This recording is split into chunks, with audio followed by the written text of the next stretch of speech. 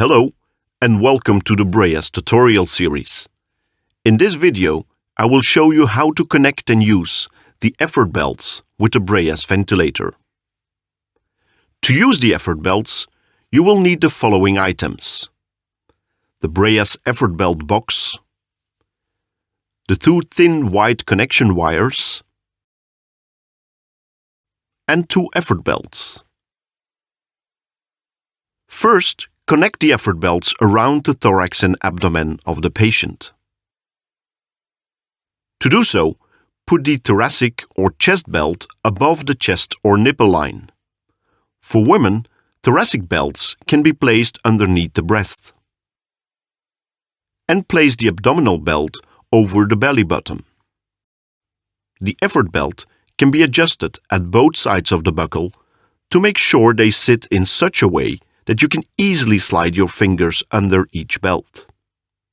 Always adjust and close the belt before you connect the white wires that connect the belts to the effort belt box. Connect the effort belt box to the designated connection port on the backside of the ventilator. You will now see two red LEDs on the box. Now it's time to connect the wires to the belts. Look for the two black connectors on the white wire and connect both of them to the thoracic belt on each side of the closing mechanism. Now take the white end of the wire and connect it to the red connector of the effort belt box.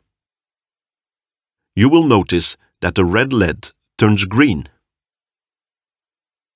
Look for the two black connectors on the second white wire and connect both of them to the abdominal belt on each side of the closing mechanism.